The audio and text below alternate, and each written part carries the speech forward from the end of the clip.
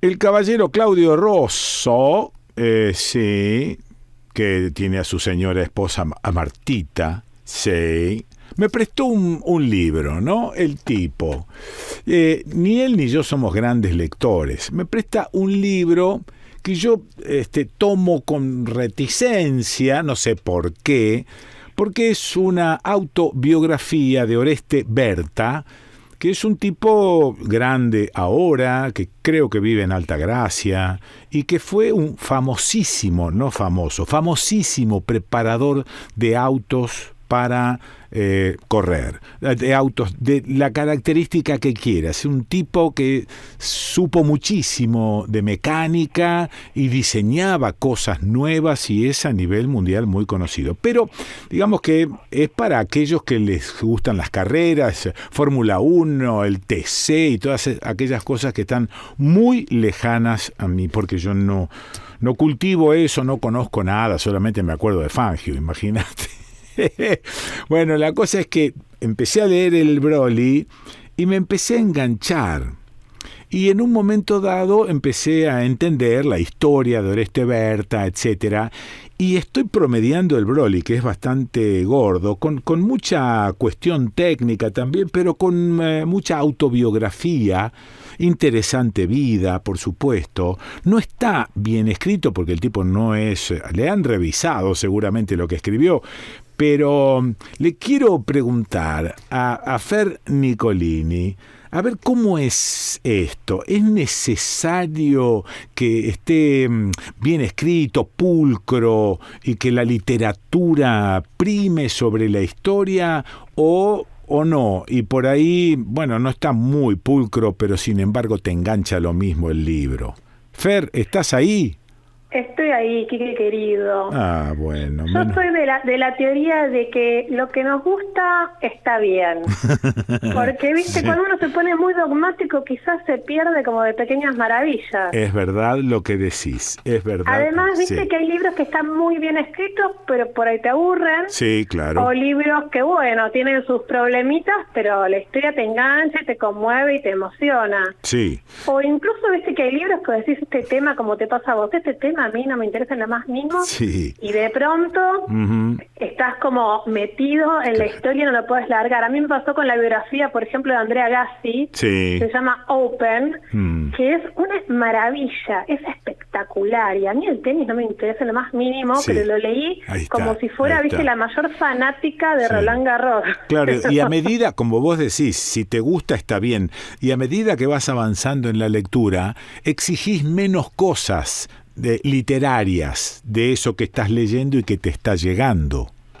Puede ser, o viste que también uno lo lee en diferentes modos, no es lo mismo cuando vos te vas, no sé, a la Lugones a ver cine arte y estás preparado para eso, sí, o cuando vas al cine o a ver una pochoclera. ¿Vos crees que la pochoclera te divierta, viste, sí, pasarla bien? Sí, y por ahí no necesitas pensar demasiado. Bueno, con los libros por ahí puede pasar lo mismo, ¿viste? Claro, claro. Hay veces que uno necesita como un libro así como un poquito más liviano y sí, otros que por ahí demande un poco más en la lectura. Bien. Pero mientras leamos, yo soy partidaria, mientras tengas un libro en la mano, dale para adelante. ¿Y qué libro andás hurgando? Mira, te voy a hablar de un libro que quizás te suene. Te digo que el título se llama Bolivia, el Che y una historia no contada, y la autora es Leda Berlusconi. ¿La tenés a Leda? Sí, es la señora de mi vida. Claro. A mí me gusta decir señora, esta es mi señora, porque señora significa que tiene señorío sobre mí. Entonces siempre, yo no digo ni esposa, mujer, qué sé yo, no, ninguno de esos sonidos me gusta, salvo el de señora. Bueno, ahí está mi señora con su libro. Qué maravilla. Con su libro, que es una maravilla, así que los dos vamos a poder charlar del libro porque lo tenés bastante leído, me imagino. Sí, desde el principio. Sí. Bueno, a mí me gustaría como decir un poco lo que en su momento tuve el orgullo de presentarlo acá en Buenos Aires, que fue una presentación maravillosa, quizás varios de tus oyentes estuvieron. Sí. Y a mí me gusta mucho este libro que se llama Bolivia, el Che y una historia no contada, porque en la palabra que historia, para mí este libro encierra muchas historias. A ver. A ver. El libro tiene como un disparador, que es que Leda es amiga de Luis Mattini. Sí. Mattini es un militante muy reconocido de la izquierda del PRT, y Luis le cuenta una historia de que él había conocido a Sánchez, un general, ¿no? No, mayor del ejército boliviano. Mayor, sí. Me confundo a veces los grados. Sí, sí. Sí. Había conocido a un mayor del ejército boliviano con una historia muy particular porque había estado involucrado en la búsqueda del Che en Bolivia. Y después, digamos que había conocido la historia del Che, empezó a entender lo que estaba pasando y se terminó convirtiendo al lado de los buenos, podemos decir, y se sumó a la lucha de la liberación de los pueblos. Una historia maravillosa de la que Leda escuchó a través de Luis Mattini. Sí. Pero lo importante es que Leda, amiga de Luis, un día levanta el teléfono, ¿no? Y Luis le pregunta, ¿estará vivo Sánchez? Sí. ¿Y eso qué implica? Que Leda, que nunca puede parar y que le gusta investigar y que además es experta en investigar historia de los 70 porque laburó mucho haciendo documentales, investigaciones, se puso a buscar a Sánchez y Sánchez estaba vivo y vivía en Cochabamba. Eso es. Sí. Entonces, ¿qué pasa? Leda y Luis se van a Bolivia. Y lo maravilloso de este libro es que gran parte de este libro es una comida en la que Sánchez los invita a comer y a almorzar y les empieza a contar la historia de cómo él se vinculó con el Che, y ahí aparece un datazo que puede cambiar un poco como el curso de la historia, en realidad como el mito del Che que tenemos nosotros, en realidad, en relación a preguntarnos qué hacía el Che en Bolivia. ¿Realmente el Che en Bolivia quería ser como un Vietnam, la revolución, o estaba craneando otra cosa? Yo no lo voy a decir acá porque no quiero spoilearlo, no sé qué pensás vos. No, claro, porque es parte del chistejo del libro, ¿no? Exacto. Sí. Y yo te decía que para mí este libro, que en el título dice una historia, son muchas historias, porque por un lado tenemos la historia de parte de la historia de Luis Mattini, que es alguien muy importante para quienes nos interesa la historia de la militancia en los 70 en el PRT, hay parte de su historia, pero sobre todo hay mucho de la historia de Bolivia, que yo no sabía nada, absolutamente nada, y es maravillosa.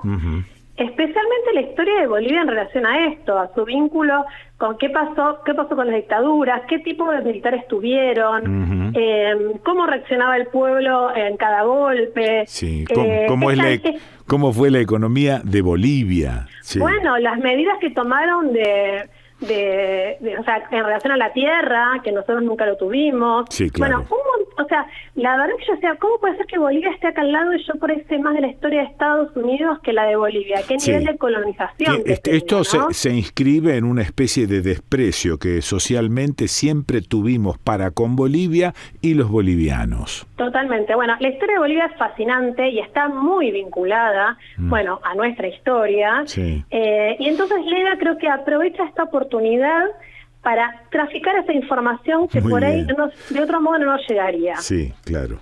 Y también, por otro lado, es la historia de Leda para mí, porque Leda es una testigo, cuando decimos que Leda viaja a Bolivia a entrevistar a Sánchez y a que le cuente de su historia con el Che, porque él primero fue un militar que fue a perseguir al Che y a buscarlo a la selva y después se convirtió en un militante por la liberación de los pueblos. Eso es.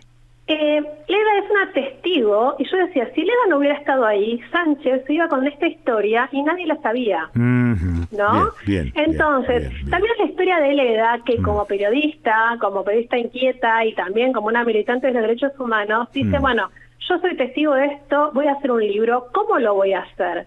Entonces, también ella a lo largo del libro te va contando las vicisitudes y las dudas que tiene cuando se pone a escribir esta historia. Claro, porque, digamos, vale aclarar que el libro está escrito en primera persona. El libro está escrito en primera persona y además el libro está escrito unos años después del viaje, porque este viaje fue en 2013. Sí. Y este libro fue un trabajo de, todo este tiempo, ¿no? Claro. Un trabajo larguísimo en donde Leda también se va preguntando qué contarlo, cómo contarlo.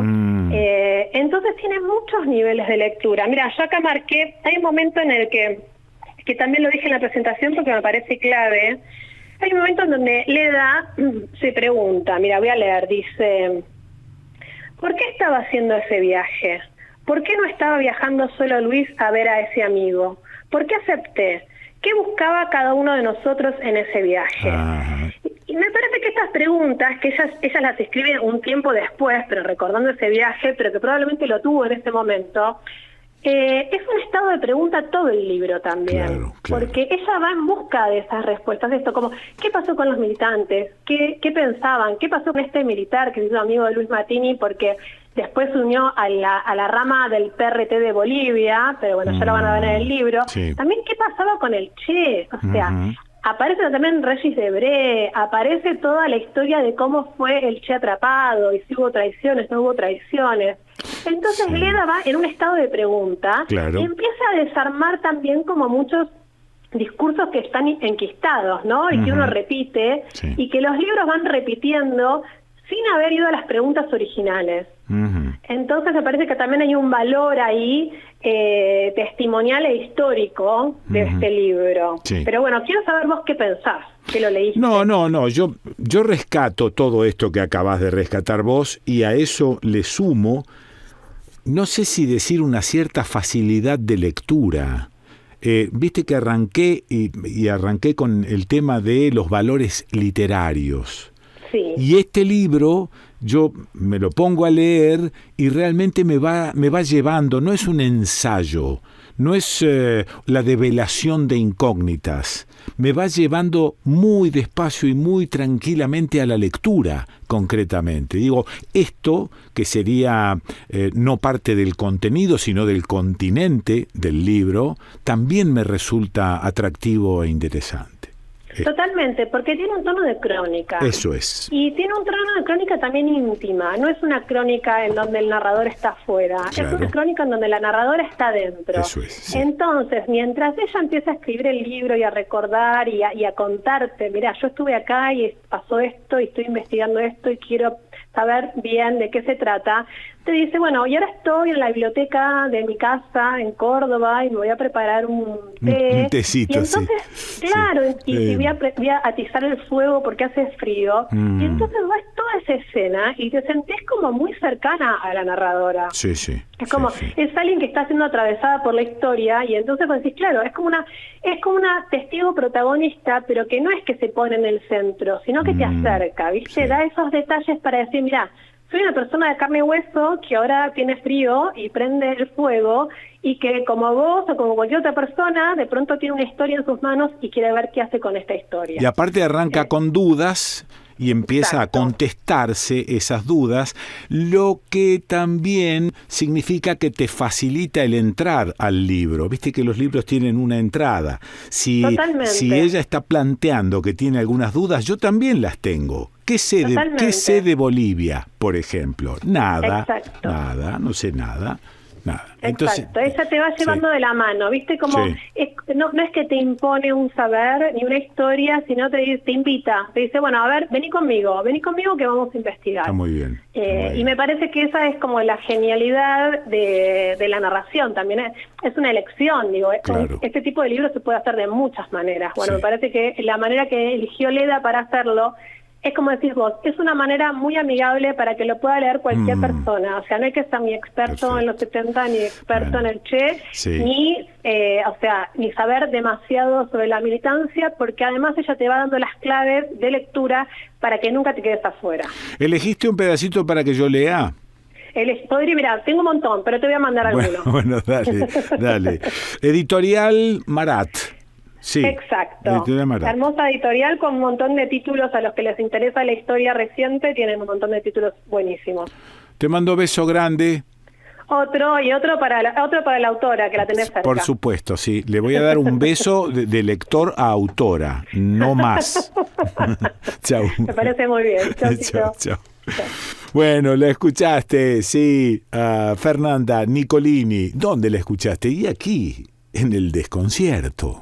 La ansiedad pudo con Luis y una semana después de hablar por teléfono con Sánchez, se vino a San Marcos a visitarme.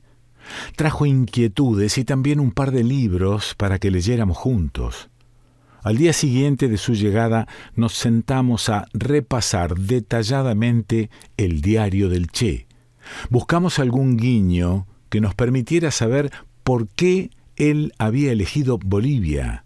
¿Qué vio en Bolivia que le hizo pensar en que allí era posible la revolución? Otro día revisamos las anotaciones de Pombo. Pombo era Harry Antonio Villegas Tamayo. Fue un revolucionario cubano que luchó con el Che en Cuba, en África y en Bolivia. Falleció en La Habana en 2019. Revisamos las anotaciones de Pombo en su diario de Bolivia con toda la intención de descubrir cuánto sabían de ese país, qué buscaron allí, y también releímos el libro de Ciro Bustos. Ciro Bustos, dibujante, pintor argentino, escribió El Che quiere verte, Editorial Z, año 2000. Así tendríamos un panorama completo de esa guerrilla y de los últimos días del Che. Luis me contó que Sánchez había llegado a Argentina en 1974, escapando de las dictaduras bolivianas. Primero se había refugiado en el Chile de Allende y cuando se produjo el golpe de Pinochet, cruzó los Andes en busca de protección. Y como Luis pertenecía a una organización hermana a la que integraba Sánchez, fue a él a quien le tocó recibirlo en Buenos Aires y darle cobijo.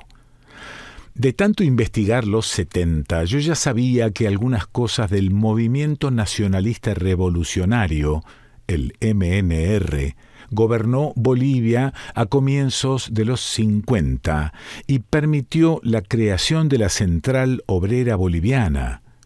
Por su lado, Luis aportó que lo más importante era que el MNR había implementado la reforma agraria y que esa reforma había sido la primera de América del Sur. Ambos sabíamos que México había primereado en eso, pero en las contemporáneas, a mi entender, el primer país en ponerla en práctica había sido Guatemala. Luis me dijo que estaba equivocada e insistió en que fue Bolivia. Terminamos en una discusión apasionada, como si fuéramos dos especialistas en reformas agrarias. Nos reímos cuando nos descubrimos en esa situación cuasi ridícula. Leda Berlusconi.